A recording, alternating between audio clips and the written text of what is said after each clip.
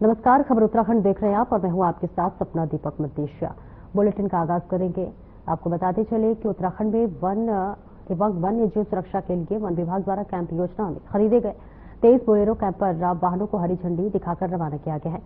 मुख्यमंत्री ने कहा कि इन वाहनों से संवेदनशील वन क्षेत्रों में निगरानी बढ़ाकर वन आरोपों पर नियंत्रण को अधिक मजबूत करने में मदद मिलेगी। वनाग्नि प्रबंधन और मानव वन्य जीव संघर्ष की घटनाओं पर समय रहते नियंत्रण एवं तेजी से रेस्क्यू कार्य के लिए इन वाहनों का उपयोग किया जाएगा। वृक्षारोपण अभियानों की निगरानी के साथ ही भूस्खलन, बाढ़ या अन्य प्राकृतिक आपदाओं की स्थिति में वन एवं निकटवर्ती क्षेत्रों में राहत और बचाव कार्य के त्वरित और प्रभावी संचालन में भी ये वाहन काफी उपयोगी सिद्ध होंगे।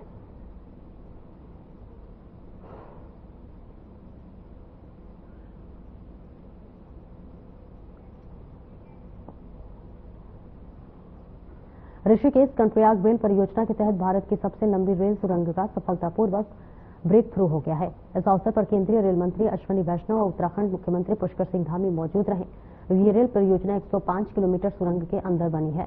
इसमें ऋषिकेश से कर्णप्रयाग तक कुल 16 सुरंग है। इस ऐतिहासिक अवसर पर केंद्रीय रेल मंत्री अश्विनी वैष्णव और उत्तराखंड मुख्यमंत्री पुष्कर सिंह धामी ने संयुक्त रूप से सुरंग स्थल पर पहुंचकर निरीक्षण किया।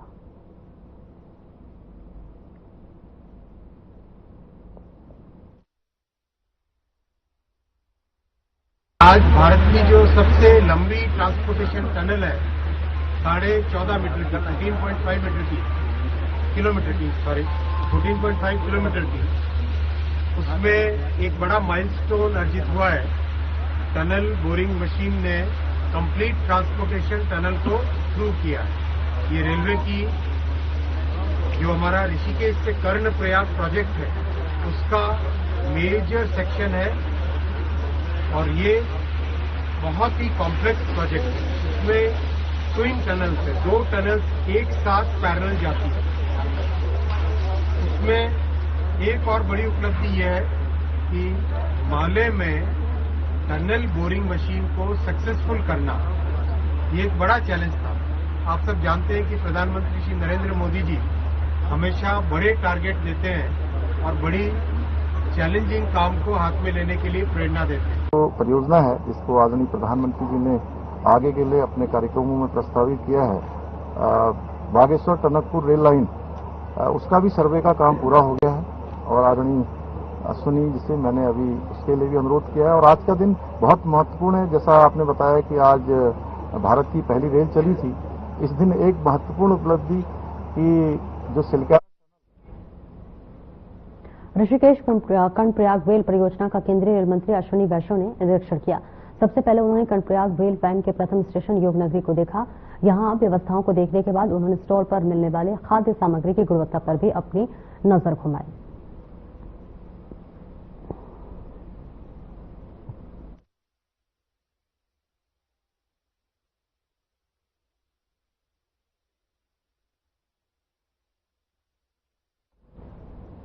हाल ही में हुई प्रदेश मंत्रिमंडल की बैठक में 25 प्रस्ताव में चर्चा हुई।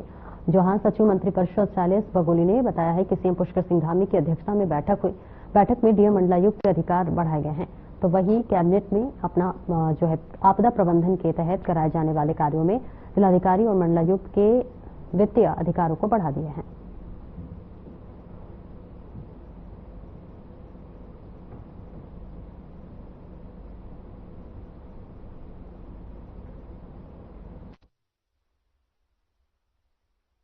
आपदा प्रबंधन विभाग में रिकवरी और रिकंस्ट्रक्शन यानी कि पुनर्निर्माण और पुनर्प्राप्ति और पुनर्निर्माण के लिए जो जिलाधिकारियों और आयुक्तगण की पावर थी वित्तीय स्वीकृति करने की, उसको बढ़ाने का आज माननीय मंत्रिमंडल द्वारा अनुमोदन दिया गया, जिसमें जिलाधिकारी की पावर को 20 लाख से बढ़ाकर 1 करोड़ करने का और मंडलायुक्त की पावर 20 लाख से 50 लाख तक थी, उसको 1 करोड़ से 5 करोड़ करने का आज माननीय मंत्रिमंडल द्वारा अनुमोदन दिया है।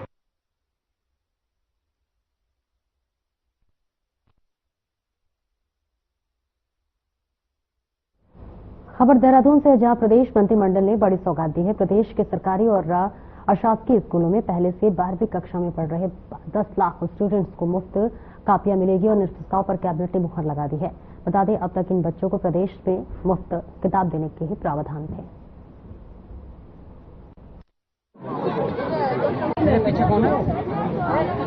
ये भी गृह विभाग का मत था समान नागरिक संहिता में अभी तक जो हमारे स्टैंप और रजिस्ट्रेशन डिपार्टमेंट के सब रजिस्ट्रार थे वो मात्र विल करने के लिए ही अधिकृत थे, विल के लिए ही वो सब रजिस्ट्रार थे।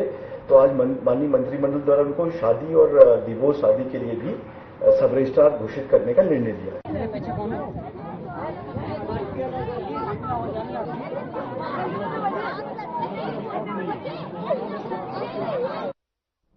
खबर देहरादून से है, जहां समान नागरिक संहिता को लेकर कैबिनेट बैठक में एक महत्वपूर्ण निर्णय लिया गया है कि अब उप निबंधक भी विवाह और तलाक के पंजीकरण के लिए अधिकृत होंगे। जल प्रदेश के सभी जिलों में स्थित उप निबंधक कार्यालय में नसीहत के साथ विवाह और तलाक पंजीकरण भी हो सकेंगे।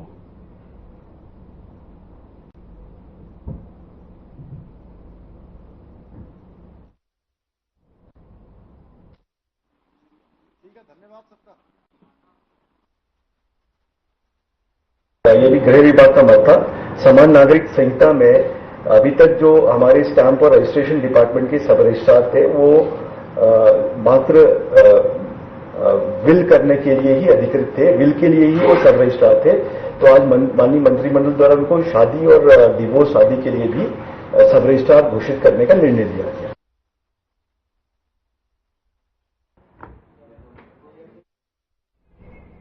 दामी कैबिनेट ने ड्रैगन फ्रूट के खेतों में बढ़ावा देने के लिए ड्रैगन फ्रूट फार्मिंग स्कीम को मंजूरी दी थी। ये योजना के तहत प्रति एकड़ में ड्रैगन की खेती पर 8 लाख रुपए की लागत से भारी आएगी और इसके लिए योजना में 80% तक सब्सिडी का प्रावधान किया गया है।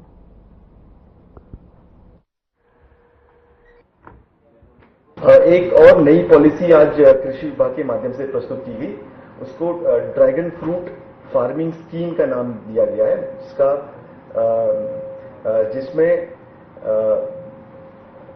इसमें ये योजना है कि इस योजना में प्रति एकड़ 8 लाख रुपए तक की कॉस्ट रखी गई है और इसमें जो लोग प्लांटेशन ड्रैगन फ्रूट का प्लांटेशन करने के लिए 80% तक की सब्सिडी इसमें दी जाएगी और आगामी 5 वर्ष में इसमें 282 एकड़ भूमि पर ड्रैगन फ्रूट की कृषि करने का ये योजना रखी गई है और जिसमें लगभग 450 कृषक इससे लाभान्वित होंगे। मुख्य सचिव आनंद वर्धन ने प्रधानमंत्री आयुष्मान भारत स्वास्थ्य अवसंरचना मिशन और प्रधानमंत्री विश्वकर्मा योजना की समीक्षा की। मुख्य सचिव ने अधिकारियों को प्रधानमंत्री आयुष्मान भारत स्वास्थ्य अवसंरचना मिशन के तहत शीघ्र ही ब्लॉक पब्लिक हेल्थ यूनिट, जिला एकीकृत सार्वजनिक स्वास्थ्य प्रयोगशाला एवं क्रिटिकल केयर ब्लॉक को तैयार कर शीघ्र संचालन शुरू किए जाने के निर्देश दिए। उन्होंने योजनाओं के समयबद्ध संचालन के लिए राज्य एवं जनपद स्तर पर मॉनिटरिंग किए जाने के भी निर्देश दिए।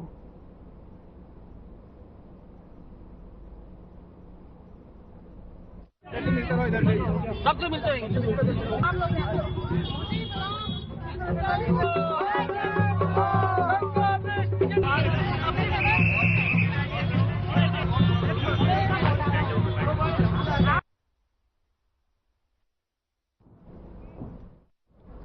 गढ़वाल राइफल्स पूर्व सैनिक संगठन के अध्यक्ष रहे कैप्टन धनीराम नैनवाल के निधन पर गढ़वाल राइफल्स पूर्व सैनिक स्वायत्त सहकारिता द्वारा श्रद्धांजलि सभा आयोजित की गई, जिसमें प्रदेश के सैनिक कल्याण मंत्री गणेश जोशी ने 14वीं बटालियन गढ़वाल राइफल्स के रिटायर्ड कैप्टन धनीराम नैनवाल को पुष्पांजलि अर्पित करते हुए भावभीनी श्रद्धांजलि दी। इस श्रद्धांजलि सभा में सैनिक कल्याण मंत्री गणेश जोशी ने कैप्टन धनीराम नैनवाल के निधन पर दुख जताया।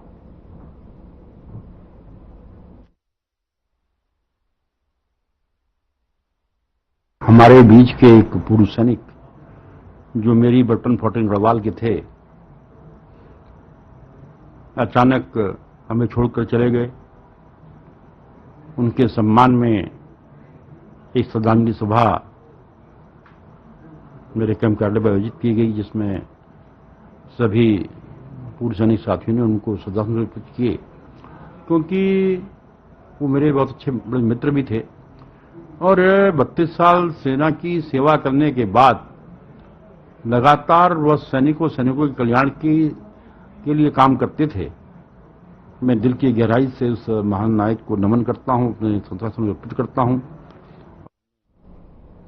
राष्ट्रीय क्षय उन्मूलन कार्यक्रम के अंतर्गत नगर निगम के सभी 100 वार्डों में स्क्रीनिंग कैंप आयोजित किए जाएंगे।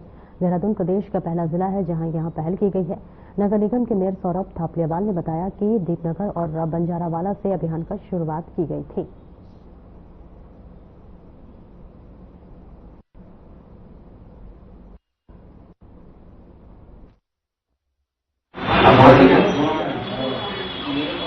देखिए, नगर निगम देहरादून के अंदर कोई भी टीबी का संक्रमित कोई मरीज ना मिले, इसके लिए हम स्क्रीनिंग कैंप लगाने जा रहे हैं और ये हम जोनल तौर पे से शुरू करेंगे और सारे वार्डों में इसे लगाया जाएगा। साथ ही डेंगू के लिए भी मैं आपको बताना चाहता हूं कि कल एक बड़ी अभियान की शुरुआत हम यहाँ नगर निगम परिसर से शुरू करने जा रहे हैं, जिसमें कि समस्त वार्डों में हमारे और लार्वा को मारने के लिए और साथ ही मच्छरों के लिए फॉगिंग और बड़े स्तर पर हम यहाँ पे शुरुआत करने वाले हैं।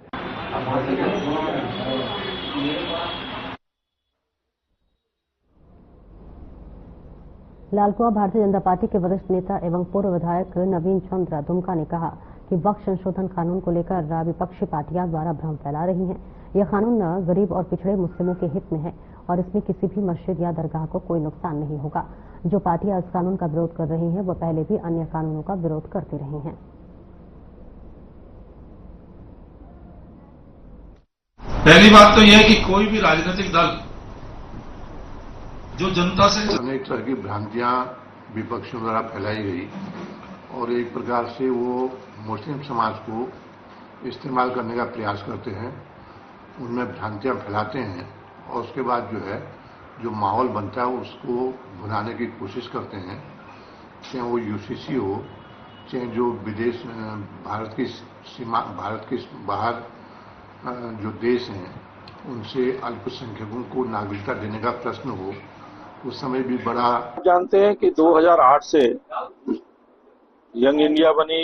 यंग इंडिया ने एजीएल के हजारों करोड़ की संपत्ति को 9 करोड़ के शेयर ट्रांसफर करके हत्या लिया और वो 9 करोड़ भी कांग्रेस पार्टी ने लोन दिया। 90 करोड़ कोई भी राजनीतिक दल जिनको आयकर से और अन्य प्रकार की छूट मिलती है, किसी भी प्रकार का लोन किसी को दे नहीं सकता और वो केवल एक आई वॉश किया गया क्योंकि बाद में वो लोन भी माफ कर दिया गया। इस प्रकार से केवल 50 लाख रुपए में। खबर कोटद्वार से है, जहां भारतीय जनता पार्टी के अल्पसंख्यक मोर्चे के जिला महामंत्री ताजुद्दीन इदरसी ने नए वक्फ कानून को गरीबों के हितों की रक्षा करने वाले कानून बताया है। कोटद्वार में मीडिया को दिए गए अपने एक बयान में ताजुद्दीन इदरसी ने कहा कि नए वक्फ कानून के हिसाब से अब मस्जिदों और मदरसों में काम होंगे और इस कानून से जो है गरीबों को भी हितों की रक्षा होगी।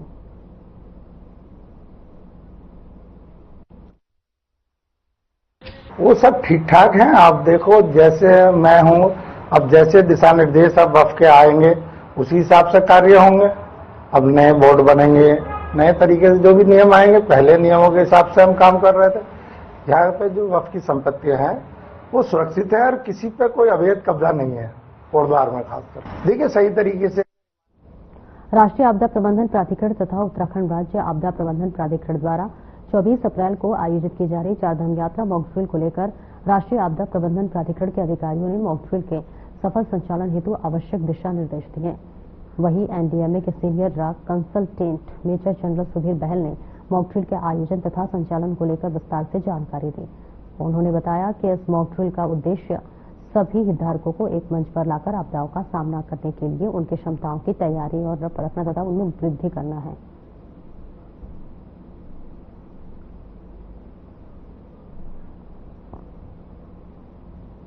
राज्य महिला उद्यमिता परिषद की उपाध्यक्ष एवं दर्जा प्राप्त राज्य मंत्री गंगा बिष्ट के अल्मोड़ा पहुंचने पर भारतीय जनता पार्टी के कार्यकर्ताओं और पदाधिकारियों ने जोरदार स्वागत किया।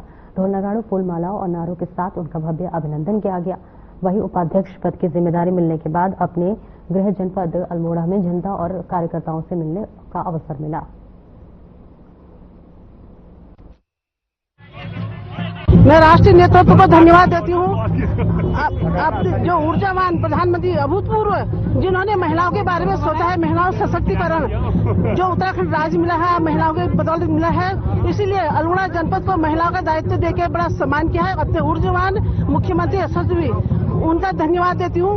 अपने संगठन को धन्यवाद देती हूँ जिन्होंने ये दायित्व दिया है, ये मेरा दायित्व नहीं है, सारे अल्मोड़ा वासियों का दायित्व, भाइयों का दायित्व भाइयों का है और मेरी बहनों का दायित्व मातृ शक्ति का है। क्या प्राथमिकताएं रहेंगी आपकी? प्राथमिकता मेरी चाहे लघु उद्योग हो, चाहे महिलाओं का छोटा कुटीर उद्योग हो, चाहे लखपति दीदी हो, इसका प्रयास करूंगी जो मेरे विभाग में होगा, और जो नहीं हो पाएगा उसका मैं आगे और प्रयास करूंगी।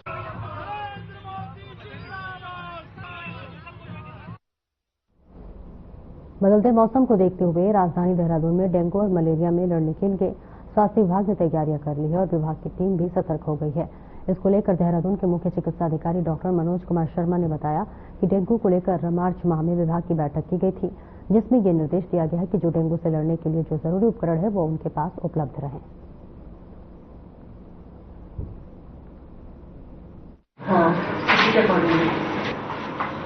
तो डेंगू को लेकर के मार्च माह में ही हमारे द्वारा जो है सभी अपनी विभागीय बैठक है उस संबंध में कर ली गई है, और जिसमें कि ये निर्देश दिए गए हैं कि हमारे जो जरूरी उपकरण होते हैं, जो हमारी लॉजिस्टिक होता है, जो हमें चाहिए होता है डेंगू से लड़ने के लिए, वो पहले देख लें कि वो सभी हमारे पास में प्रचुर मात्रा में उपलब्ध है कि नहीं है। जिसमें कि हमारे पास मॉस्किटो नेट है, ऑल आउट है, हमारे पास मॉस्किटो रिपेलेंट क्रीम है, और जो हम फ्लिंट जो मशीन होती है इससे स्प्रे करते हैं वो नहीं है, जो फॉगिंग मशीन है वो पर्याप्त मात्रा में नहीं है, जो उसमें जो केमिकल्स यूज होते हैं वो सभी पर्याप्त मात्रा में है कि नहीं है। तो ये सब तैयारियां हमने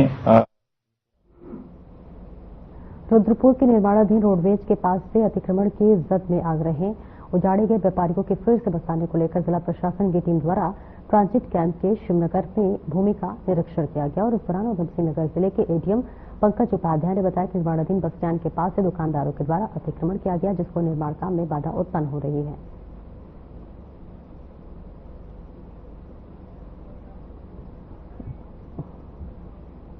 खबर जनपद उधम सिंह नगर के जसपुर से है, जहां पर उत्तराखंड सरकार द्वारा खाद्य विभाग के 13 जिलों में से 2 जिलों हरिद्वार व उधम सिंह नगर सर्वप्रथम राशन वितरण की नई पास मशीन लगाई गई है, लेकिन उसमें राशन विक्रेताओं को काफी दिक्कतों का सामना करना पड़ रहा है। अभी तक न तो उनको मशीन चलाने की ट्रेनिंग दी गई है और न ही उनकी मशीन लोकेशन पर लगाई गई है, जिसको लेकर जहां एक तरफ राशन विक्रेता परेशान है तो वहीं राशन उपभोक्ता भी राशन न मिलने को लेकर दुकान के चक्कर काटने में लगे हैं।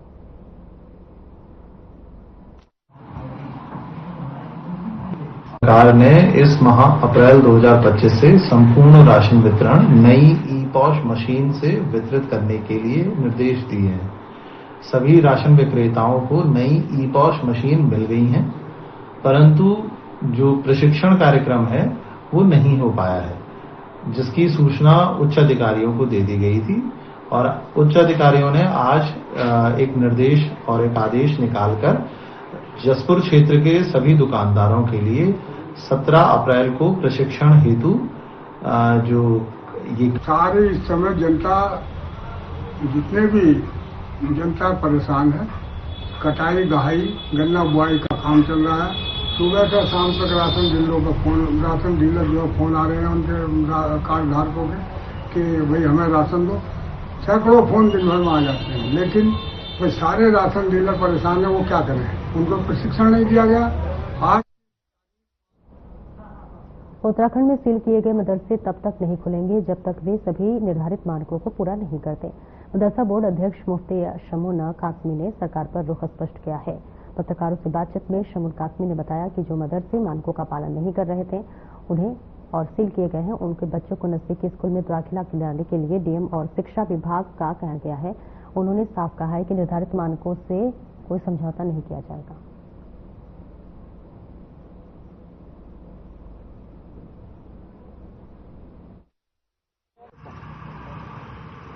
अब जब से ये कार्रवाई हुई, कार्रवाई के बाद उनके अंदर ये आया है कि अब हम अनियमितताओं के साथ नहीं चल सकते, हम ट्रांसपेरेंसी और ईमानदारी के साथ चलेंगे। और हमारे माननीय मुख्यमंत्री श्री पुष्कर सिंह धामी जी बार बार ये बात कह चुके हैं और मैं भी इसे स्पष्ट कर रहा हूं इस बात को कि वो किसी समुदाय के या किसी विशेष वर्ग के न वो खिलाफ हैं, बल्कि सबको साथ लेकर चलना चाहते हैं। और मदरसों में पढ़ने वाले बच्चे पसमानदा समाज से ज्यादा ताल्लुक रखते हैं। वो चाहते हैं कि ये बच्चे मेन स्ट्रीम से जुड़े, ये इंजीनियर और डॉक्टर बने, तो ये तभी बनेंगे कि जब गुणवत्तापूर्ण एजुकेशन दी जाएगी। जिन मदरसों पे कार्रवाई हुई है, अफसोसजनक बात यह है कि उन मदरसों को संचालित किया जा रहा था, उन्हें वो क्या पढ़ा रहे थे, क्या उन्हें वो शिक्षा दे रहे थे, उसकी कोई पता किसी को नहीं था।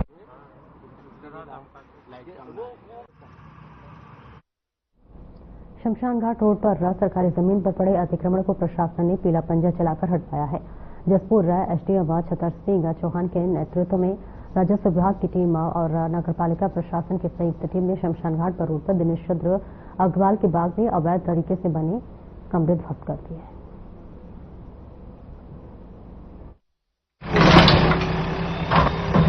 अतिक्रमण का प्रकरण था जो कि नगर पालिका के प्रबंधन में है। पालिका द्वारा पूर्व में भी इनको नोटिस दिया गया था और उसके पश्चात ये भूमि इनके द्वारा अतिक्रमण नहीं की गई थी। तो आज पालिका और हमारे राजस्व विभाग की टीम है। शासन का हमारे साथ मतलब कहने का दोहरा व्यवहार है और उन्होंने मतलब कहने का हमें बजाय सहयोग करने के मतलब कहने का जो है आज तक भी ये नहीं बता के दिया कि यहाँ मतलब कहने का है कौन सी बंजर है, जबकि 246 में तो मतलब कहने का बंजर उन्होंने पिछली बार मतलब कहने का सितंबर या उसमें अक्टूबर में आए थे और वो करा था, तब हमारे पास कभी कोई नहीं आया ना कोई पैमाइश। सरकारी नाले को लेकर राव पाटकर अतिक्रमण करने वाले भूमाफियाओं के खिलाफ ग्रामीणों ने प्रदर्शन किया है। ग्रामीणों का आरोप है कि गांव तक सटे सरकारी नाले पर भूमाफियाओं ने अतिक्रमण कर लिया है और अतिक्रमण करने में गांव से निकलने वाले पानी का रास्ता बंद हो रहा है।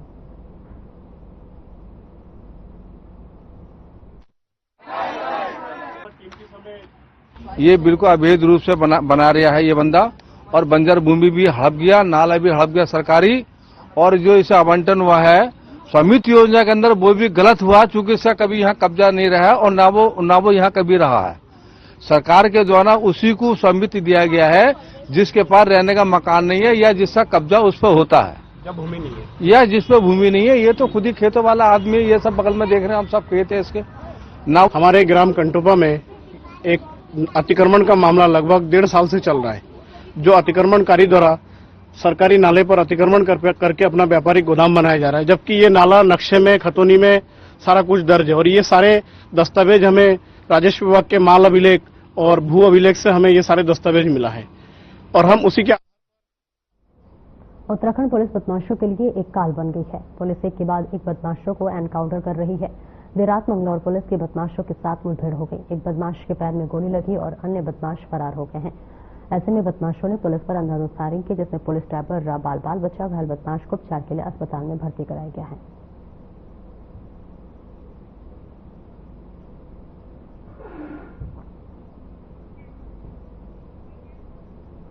रुद्रपुर के नैनीताल रोड पर अज्ञात वाहन ने दंपत्ति को रौंद दिया। हादसे में दंपत्ति की दर्दनाक मौत हो गई। सूचना पर पहुंची पुलिस ने शव को पोस्टमार्टम के लिए कार्रवाई के लिए पोस्टमार्टम हाउस भेजा है। बताया जा रहा है कि दंपत्ति बिहार के हीरा देवी के कैंसर के इलाज में कराने और दिल्ली जाने के लिए रोडवेज बस पकड़ने के लिए पैदल निकले थे। ये घटना आज सुबह की है, लगभग 5:30 बजे की। इसमें 2 व्यक्ति हैं, कमल सिंह दानू और उनकी वाइफ हैं हीरा देवी, जो मृतक हैं। ये दोनों लोग पृथ्वीहार यहाँ पर कोतवाली क्षेत्रांतर्गत एरिया है, इसमें बस स्टैंड जा रहे थे पैदल। सुबह के वक्त किसी अज्ञात वाहन ने शायद इनसे टक्कर मारकर इनको। कोतवाली पुलिस ने युवक पर फायरिंग कर जानलेवा हमला करने के आरोपी को गिरफ्तार कर लिया। पुलिस ने आरोपी के कब्जे से 12 बोर का एक तमंचा और जिंदा कारतूस भी बरामद किया। मामले में जानकारी देते हुए रुद्रपुर के सीओ प्रशांत कुमार ने बताया है कि तहरीर के आधार पर मुकदमा दर्ज किया गया है।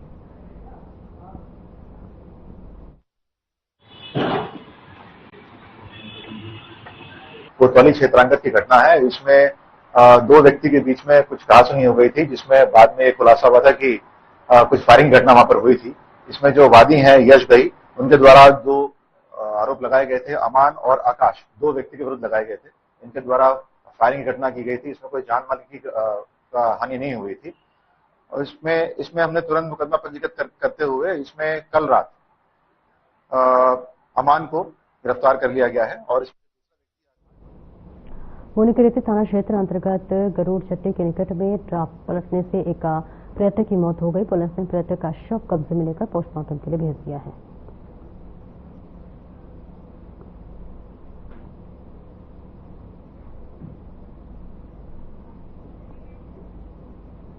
उत्तराखंड के उधम सिंह नगर राज जिला मुख्यालय पर रिश्तों को शर्मसार करने वाला मामला सामने आया है, जहां कलयुगी पिता ने अपने ही 15 वर्षीय पुत्र की गला घोंटकर हत्या कर दी है। 15 वर्षीय अंकित की हत्या गुत्थी सुलझाने में पंतनगर थाना पुलिस ने 24 घंटे में सुलझा दी है।